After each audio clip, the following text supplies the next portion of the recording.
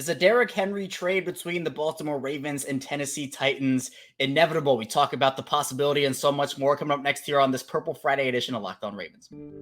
You are Locked On Ravens, your daily Baltimore Ravens podcast, part of the Locked On Podcast Network, your team every day.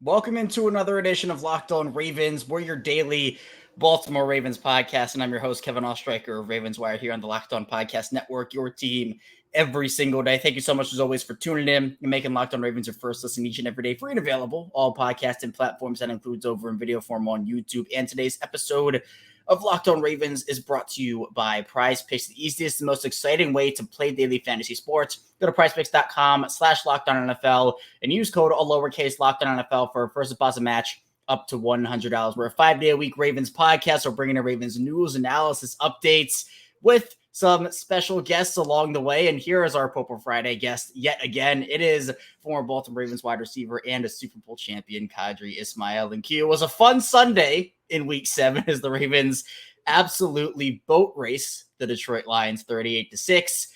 And not only that, we now have some trade talk as the trade deadline comes up on Halloween, and there's potential for the Ravens to add to what we saw to that performance in week 7.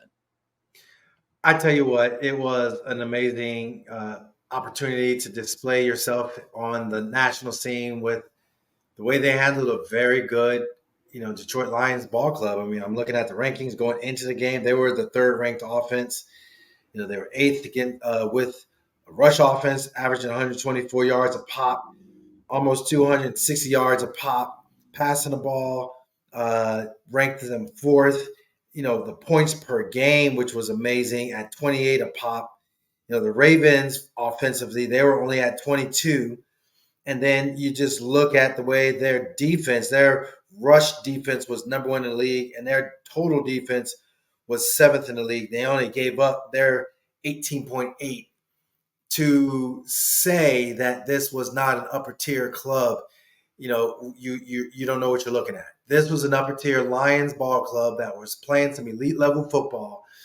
And for a Ravens ball club looking to stack a win after going to Tennessee in London and playing as bad as you can possibly play at Pittsburgh, your rival, to put together a good, solid win versus Tennessee, had some issues in the red zone, but then to kind of just shape it, mold it offensively, defensively, first half of football, just literally shut them out. You're looking at like no first downs. You're looking at just total domination. And then to finish off the game the way they did, it just says an awful lot about just the resolve and the mental mindset of this team.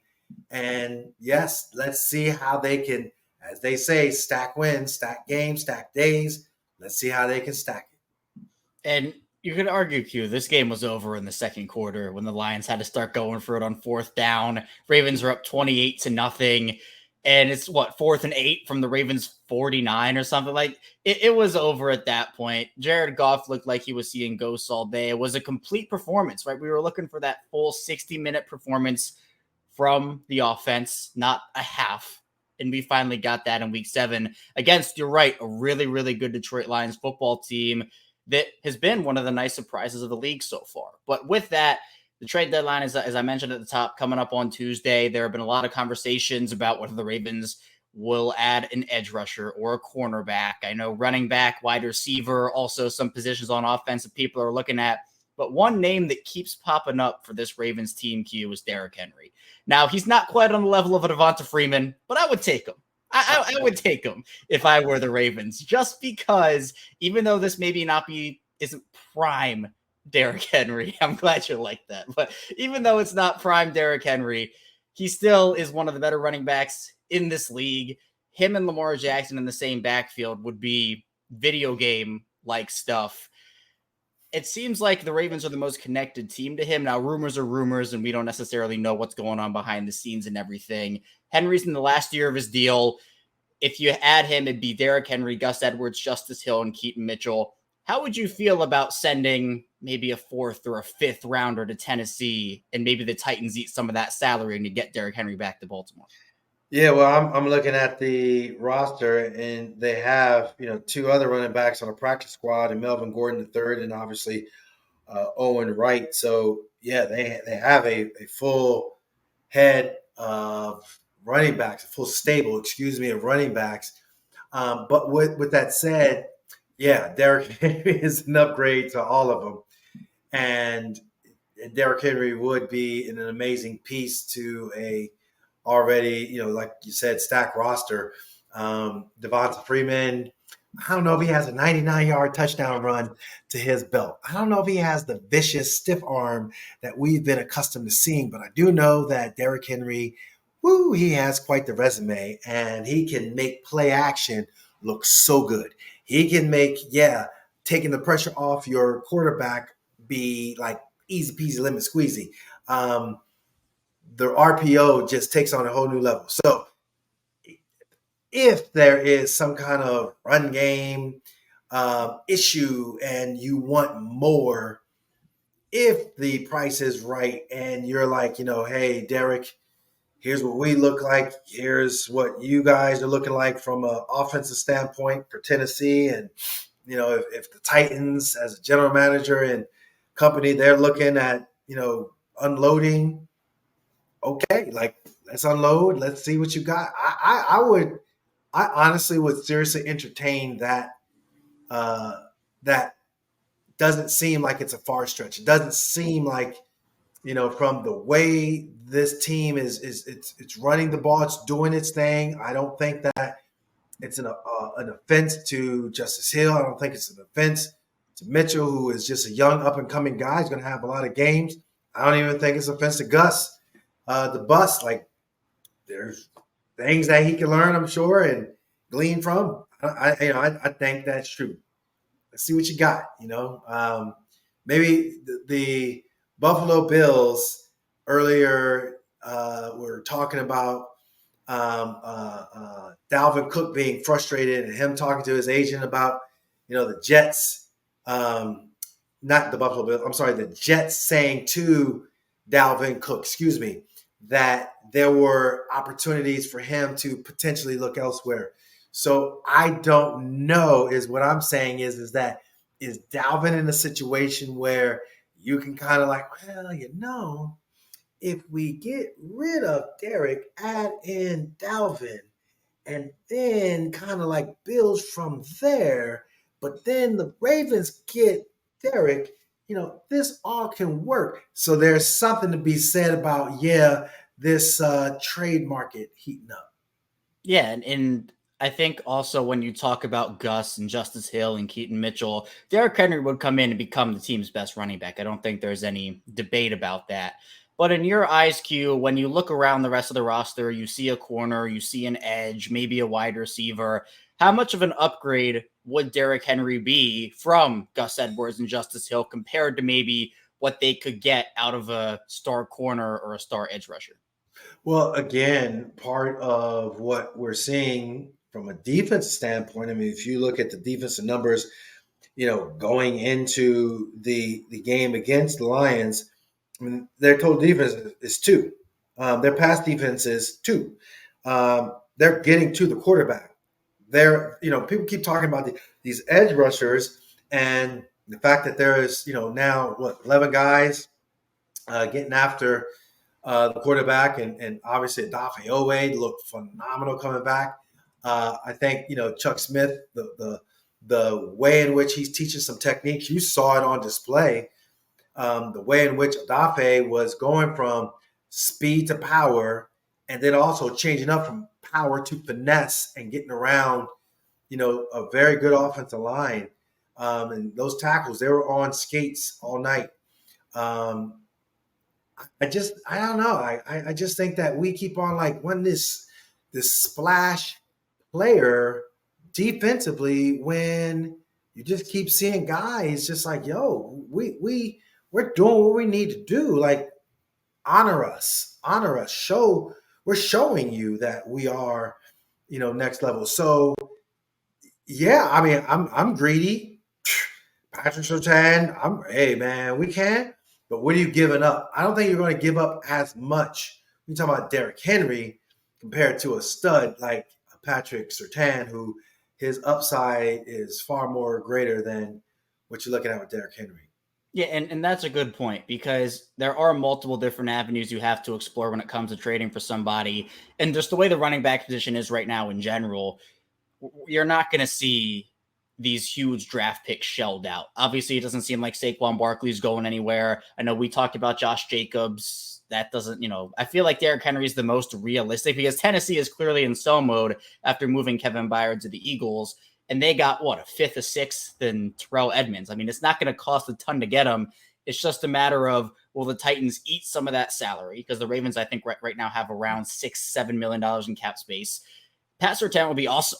Brian Burns, who, again, has been told probably not going to be moved, but Danielle Hunter, some of those guys. If you were looking at other options, and we talked about this a bit last week, Q, but I think a Dante Jackson from the Panthers as a cornerback is not going to cost you 2 firsts like Pat Surtain would. Now, Surtain and Humphrey in the same defensive backfield would give quarterbacks nightmares. But when you have to factor in what's that contract going to look like for him, do the Ravens have enough? And they also have to figure out what are they going to do with just Madubuike in the offseason, Geno Stone, Patrick Queen, some of those other guys.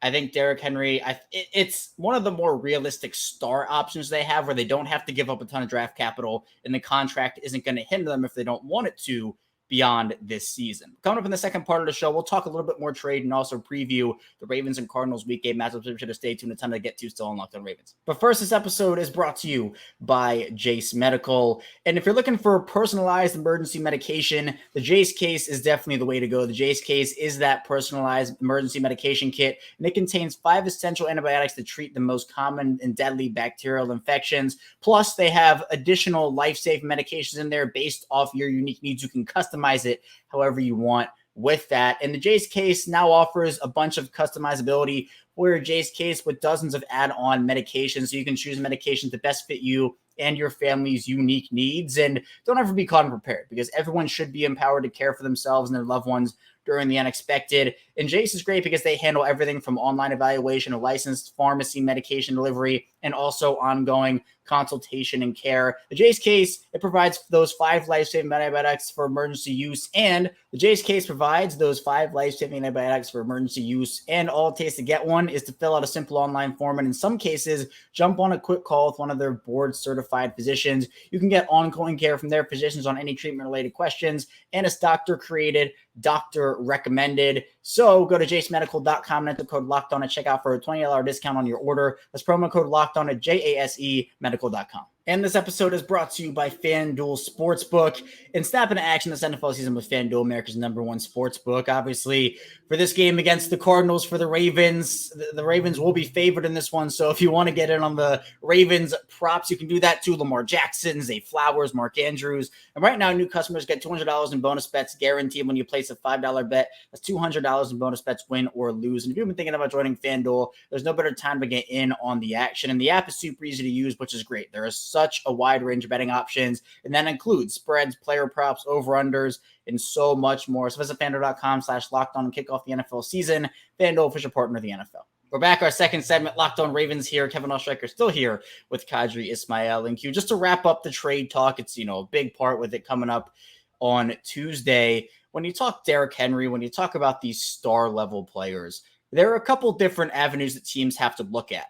My opinion is I don't think the Ravens need to make a trade. Now, I think that they should look to make one because obviously when you can improve your roster, any chance you get, you should jump at that opportunity. But it's not like the Ravens are struggling like really badly at any certain position where they have to operate from a position of we have to go and overpay for somebody because if we don't, our season's going to be over because the position is so bad. But you can stack and you can add to this roster while negotiating from a position of power and saying, do we need this guy or our season's going to be done? No. But would this guy make our team better? Yes. So how do you kind of feel about what position the Ravens are in to approach this trade deadline with?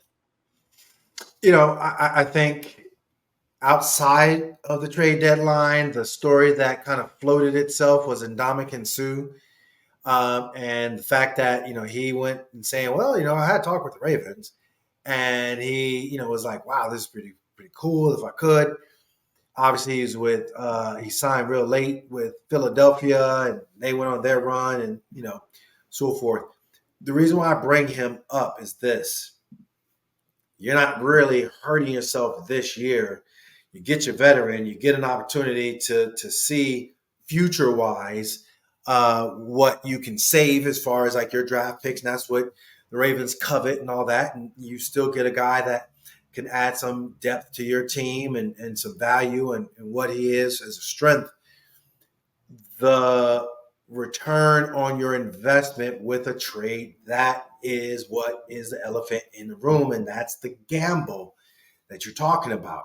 There are a reason why, the Burnses of the world and the Patrick Surtains of the world are like, not really want to give them up just yet. Because you just don't find good players just floating around. Like, you got proven guys that you can kind of build around. And so, there's a little fire sale in some places because of this year, but you also know that the general manager's on the hot seat. He's like, I ain't trying to get fired. I'm trying to build my team. So if you're going to come to me and give me like what I'm looking for, then all bets are off. Now I can go to my owner and be like, yeah, but no, we have a good player. But look how we stacked as far as the draft is concerned, and this is what we're looking at going into this year's draft. Whatever, I don't know the college scene. I mean, college scene, it could be D lineman, it could be a defensive back heavy draft, it could be quarterback or not quarterback, but a receiver heavy draft. We don't know. We're going to find that out when that time comes. But those teams that are doing those fire sales, I mean, that's what they're going to have to sell, and I don't know if that's something that the Ravens, it just doesn't seem like their MO. It's just, I know they're in win now mode.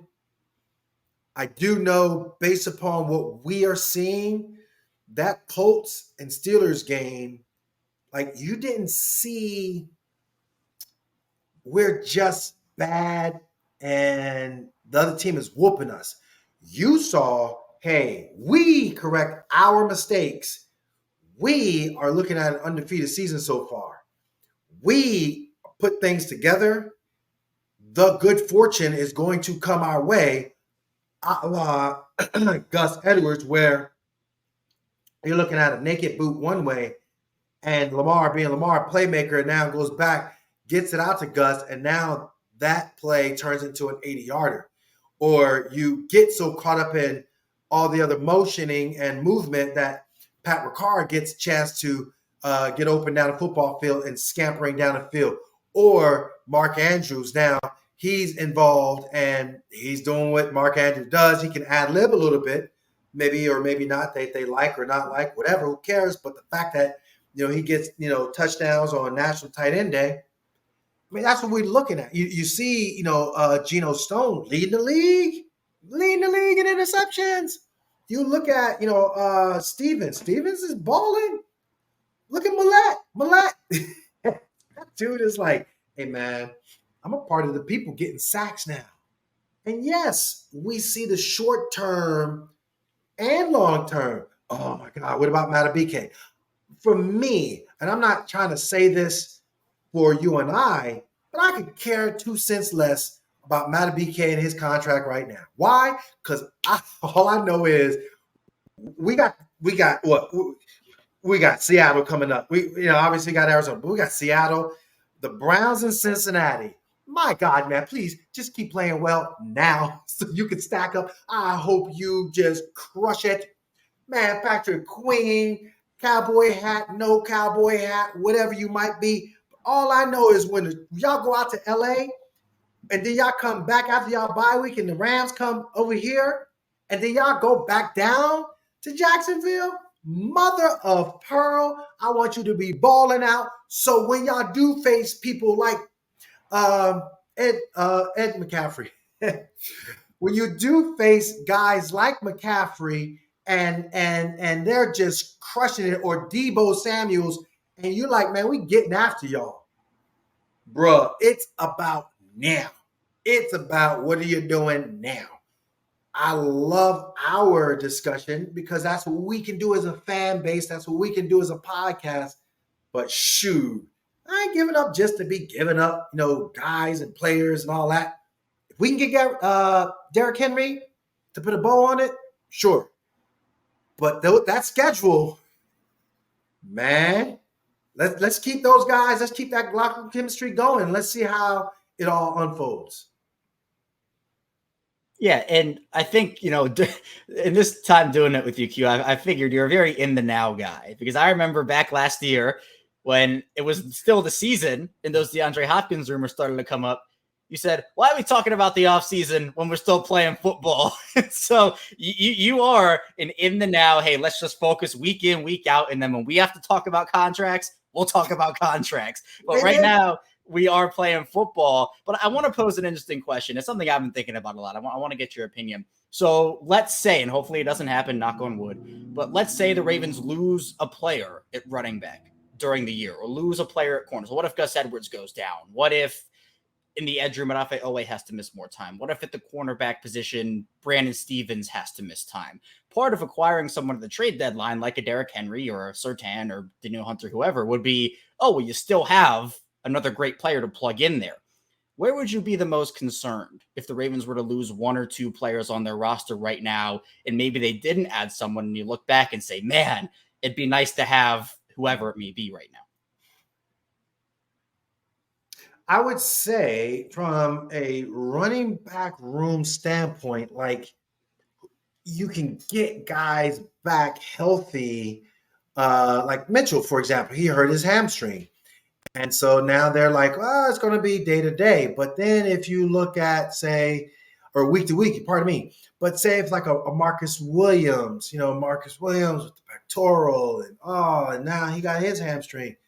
Like, yeah, that kind of, gets me concerned if, say, a Geno Stone goes down. Son of a, what in the, But Odafe Owe, yeah, I like him. I mean, that's rotation stuff. That's like, shoot, that's like, you're stacking up like a murderer's row when it's time for guys to go in and out.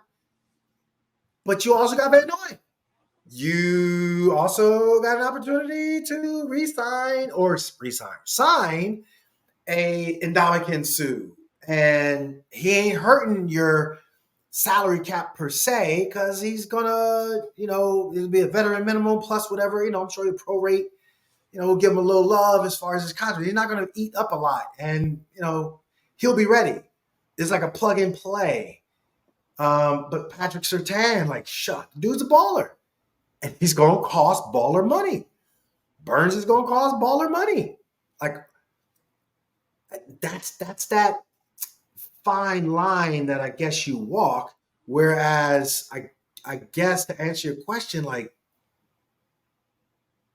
I mean, sure, you could say, if there's something that's going on with the D line, there's a potential. I mean, if Ndamukong is saying the Ravens were kind of kicking the tires, maybe there's a potential there to try to figure things out. And I think for me, if Gus were to go down and you were to lose both JK and Gus for the season, let's say, and hopefully, again, it doesn't happen, but then you have to rely on Justice Hill and Keaton Mitchell is your top two. Maybe you call up, an Owen Wright or Melvin Gordon from the practice squad in that situation. If you don't get Derrick Henry, I'd feel a lot better, obviously, if Henry was a guy, if one of those guys were to get injured. Corner-wise, a Dante Jackson or a Pat Surtain would make me feel better if a Brandon Stevens were to go down. But that's sort of the risk game you play. And it's the NFL, right? You never know when something like that's going to happen. The Ravens, despite all the injuries they've had early in the season, they're in a pretty good health spot right now, all things considered. So we'll see what they do at the trade deadline, but there is still football to play. And coming up in the final part of the show, we will talk about the Ravens and Cardinals, preview that game, and talk about their offense a little bit more. So be sure to stay tuned. A lot still to get to on the show. First, this episode is brought to you by PrizePicks. And if you're looking for daily fantasy sports, PrizePicks is definitely the way to go. PrizePicks is super fun. It's the most fun so many people have had, winning up to 25 times their money this football season. All you have to do is select two or more players pick more or less on the projected stats and place your entry. Plus, they have a ton of great things like quick withdrawals, easy game plan, enormous selection of players and stat types. That's what makes PrizePicks the #1 daily fantasy sports app. And this week's on PrizePicks, there are so many things to select. For the Ravens and Cardinals, you could go with Lamar Jackson maybe going for more than his projected yard total. Maybe Zay Flowers, you think he's going to have a big game. You can say that he's going to have more than his projected touchdown total. Or maybe Odell Beckham Jr. going for more than his projected yard total in maybe his first breakout game with the Ravens. PrizePicks offers a ton of weekly promotions too that can lead to big payouts, like Taco Tuesday, which is one of my favorites. These Tuesday PrizePicks discounts, like player projections, up to 25% to provide even more value. And something really cool they're doing over on PrizePicks is the PrizePicks reboot policy. With that, your entries stay in play even if one of your players gets injured. So for NFL games and college football top 25 matchups, if you have a player that gets injured, exits the game in the first half and doesn't return in the second, that player is rebooted. PrizePicks is the only daily fantasy sports platform with injury insurance. So go to PrizePicks.com/LockedOnNFL. Use code LockedOnNFL for first deposit match up to $100. Again, that's PrizePicks.com/LockedOnNFL. Use code LockedOnNFL for first deposit match up to $100. PrizePicks, daily fantasy sports made easy. And this episode is brought to you by DoorDash. And look, let's say you're watching the game. You don't want to get up. Maybe it's just about to become halftime or there's a commercial break. There's no better time to order from DoorDash. DoorDash is awesome because you can order pizza, wings, soda, burgers, even just buns on DoorDash. You can get it all delivered without missing the game. So in the Baltimore area, maybe you're looking at York Pizza and Subs or St. Mary's Restaurant and Bar. There are a ton of good options that you can get over on DoorDash. You can kick back and kick off with unbelievable deals on everything you need for a watch party or a tailgate. And you can get prepared before game day. Stock up on your favorite appetizers and order all your tailgate gear on DoorDash. Then get ready to watch your team win. Get 50% off up to $10 value when you spend $15 or more on your first order. When you download the DoorDash app, enter code LOCK23, subject to change, terms apply. Again, don't forget to use code LOCK23 for 50% off up to $10 value on your first order when you download the DoorDash app and spend $15 or more, subject to change, terms apply. We are back rounding out Locked On Ravens Purple Friday edition with Kaji Ismail. I am Kevin Ostreicher. And Q, there are a lot of expectations now. When you destroy a team like you did the Lions, the Ravens doing it 38-6. If they lose this game, going to Arizona and playing a Cardinals team that is 1-6, they've been in some games this year. But when you look at it on paper, the Ravens outmatched them in most positions. Now, that doesn't mean it's going to be an easy game. Obviously, you got to go, you got to play. But how are you feeling about this one? Is this a trap game for you? Is it a potential letdown spot for you? Or do you think the Ravens can continue their momentum against what should be Josh Dobbs, even though the Cardinals did take Kyler Murray off their injury report on Thursday? So, yeah, I mean, I think that this team is one where you're right. They played tight games. Who they beat? The Dallas Cowboys. So they got the one win. That was, Dallas was riding high on a high horse, and Dallas kind of took them for granted, and they got whooped. Outside of that, they've been playing tight games, and they've not finished. To me, this is, yes, it has the makings of a trap element, but this is where for you, if you are a playoff team, if you're a team that's talking about, hey, the schedule in front of you, you're going to have a 3-game homestand, but you're going to go up against 2 division opponents, and you're going to go up a team that they're legit, like the Seattle Seahawks. They're going to hold your feet to the fire. You got to beat Arizona. I mean, there's just no way about it. If you want to be the team that you want to be, that's why I think Lamar was like, man, F. Scott Fitzgerald, I don't really care. If I get AFC Player of the Week, I don't really care. If I got the Lions spear, I don't really care. I don't really care. I just want to clean up that handoff exchange.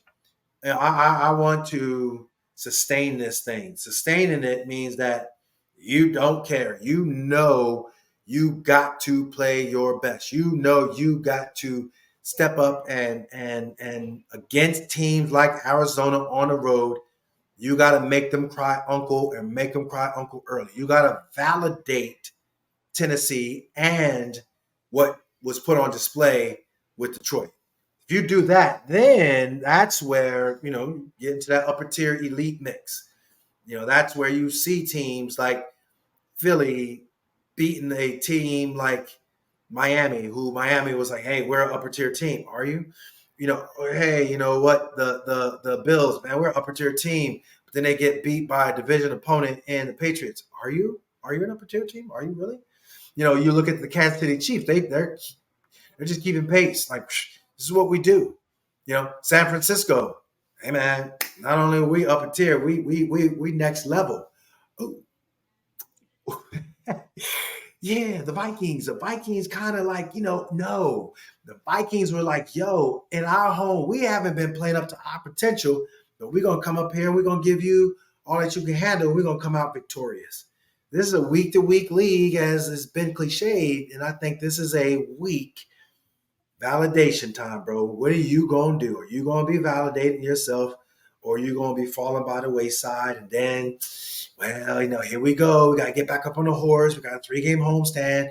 What's it going to look like? Blah, blah, blah, blah, blah. And you and I are going to be really talking about trade deadline if guys aren't stepping up playing.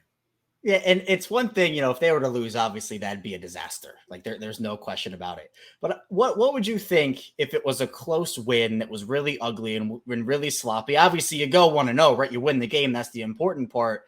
But if the offense struggles against this Arizona defense, if the consistency goes away, if it's a game, I think a lot of people are expecting some level of a blowout, even though it might not even be that. But what would you think if this was like a 17-14 Ravens win and it's a sloppy game where they don't look particularly great? Whew. Josh Dobbs, they haven't really taken big shots down the field. Marquise Brown, he's their go-to guy. He's been doing a lot of what he does best as far as his route running, the routes that, they like to get him involved with. I guess someone, who was it? Not Dallas Goedert. Who's their tight end they traded for from Philly? Zach Ertz. There you go. I think he's been put on IR as well. But it's 17-14. I mean, I know it's National Football League. I know you win, but it depends on what's sloppy. Is it their defense just playing well and, you just can't convert and there's some pressures and you're throwing away the football? Or are they playing well and you're playing sloppy and you're throwing interceptions? So if you're throwing away the ball and you're punting it, or you throw an interception, they're turning it over. Those are two different flows. If they're just covering you and they just had a day, or are you dropping passes? You know what I mean? Like, so what is it that we're seeing? It's a win, but it's now we got to go back to the drawing board and win at home and validate we're an upper tier team. Listen to all the pundits. Is that what we're doing? We're a pundit listening team, and that's what motivates us to play better. Those are things I kind of look at. Yeah, and this Cardinals team has been horrendous, both passing the ball offensively and defending it defensively. They're 26th in the league right now is their pass offense, and they're 30th in the league in pass defense. The one saving grace they've had is their run game. They're second in the league in rushing offense, but a lot of that had to do with James Conner, who's been on injured reserve for the past couple of weeks. So it would be some level of a disaster 100%. But it's interesting, the conversation about the Ravens offense, because I think there's a lot of conversations right now about, we saw so much good in this Detroit game. Lamar balled out in, 28 points by the middle of the second quarter. But Kurt Warner put out a video kind of breaking down the Ravens offense. And obviously there was some good stuff he talked about, but also some criticisms he had with the spacing and some other things in this offense. What were your kind of takeaways from what you saw from this Ravens offense against the Lions, and what can they take away from that moving forward against the Cardinals and just the rest of the season in general? Well, even Todd Monken admitted that there was some sloppiness, and there's just little functional things of lining up and getting the call right and making sure everybody hears the same thing. And so if you hear the same thing, you get to the line, now you're just like, okay, let's rock and roll. When you don't hear the same thing, you kind of like you're second guessing. And so, yeah, you do get some spacing issues that was like, is it where we can be where Lamar can see us and pinpoint those throws? I saw some really good things. I saw where Lamar, looked front side, and then he immediately goes backside to a timing route. I saw some really good things where he had, some comeback outside lanes where, 2, 3, 4 years ago, I was talking about, hey, just not an outside lane thrower. He's an inside lane kind of a guy.